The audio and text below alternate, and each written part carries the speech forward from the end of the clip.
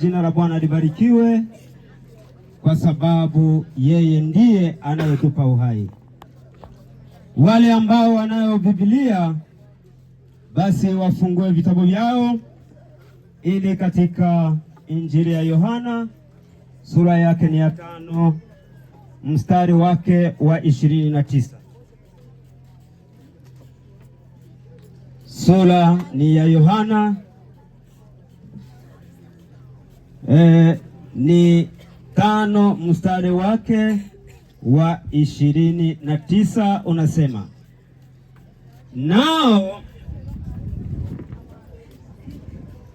nao watatoka wale waliofanya mema kwa ufufuo wa uzima, na wale waliotenda mabaya kwa ufufuo wa hukumu.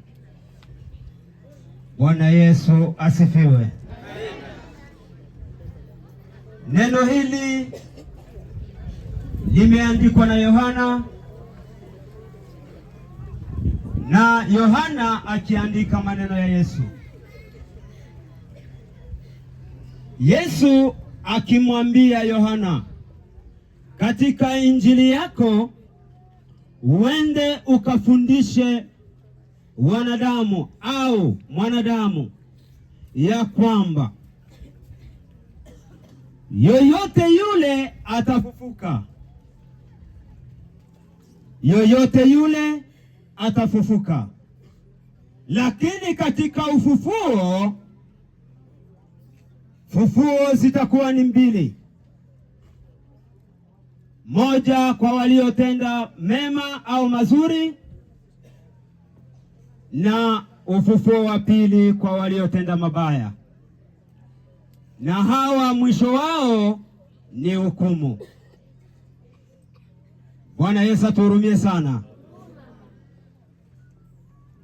Basi kama Yesu amemwambia Yohana, alitaka kusema ya kuwa mwanadamu atakuwa na mwisho. Mwanadamu atakuwa na mauti, kama jinsi neno letu kuu linasema ufufuo.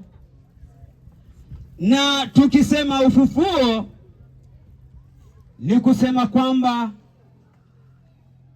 kuna kitu ambacho chiko chini ya udongo, na kitu kile kikijitokeza juu, tunasema kwamba kilikuwa chini lakini kimeenda juu, ina maana kimefufuka. Basi tuelewe kuwa kama jinsi na mimi nilipo mahali hapa, nikilala kama mwenzangu hapa, tujue kwamba matumaini yangu nitafufuka siku ya mwisho. Bwana Yesu asifiwe sana. Na ndio maana neno la Mungu limetupa kuwa tujue ya kuwa mwisho wa mwanadamu, yoyote yule, ukiwa umetenda mazuri, ukiwa umetenda mabaya, uelewe kuwa kwamba utafufuka. Lakini katika fufuo ni mbili, kwa waliotenda mema na kwa waliotenda mabaya. Basi kilicho mahali hapa, hatujafundisha neno kwa sababu ya ndugu yetu, bali tunafundisha kwa waliobaki, walio hai, ili waelewe kuwa na wao siku moja watapatwa na mauti kama na haya. Sasa katika maisha yako, je, mwenendo wako vipi? Mwenendo wako ni mzuri au mwenendo wako ni mbaya? Basi neno la Mungu likatuambia kuwa kwa waliotenda mema, hawa ufufuo wao ni wa uzima wa milele. Jina la Bwana libarikiwe.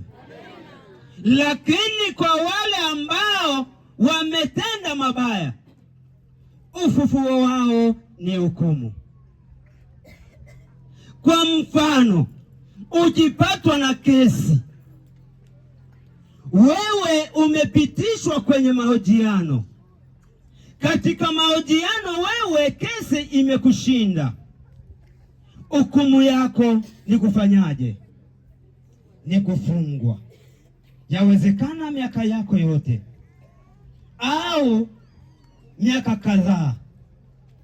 Ina maana hapo hukumu yako ni jela ya miaka yote. Basi kwa Yesu naye anasema kuwa kwa yoyote yule aliyotenda mabaya, kazi yake ni kuhukumiwa na kutupwa katika lile ziwa la moto. Na ziwa lilo halitakuwa na mwisho na halitakuwa na muda, lakini wewe utaungua ila hautaisha. Basi neno la Mungu limetaka kutuambia tujiandae katika maisha yetu, kwa sababu tujue kama siku moja tutapatwa na mauti, na wakati wa mauti hautasema Bwana unihurumie. Tungeliongea mengi kuhusu ndugu yetu, lakini kwa sababu muda umetutupa, basi neno hili lifupi likujenge ndani ya moyoni mwako. Kwa hiyo hilo ndilo neno la Mungu, na Bwana Mungu atubariki. Amen.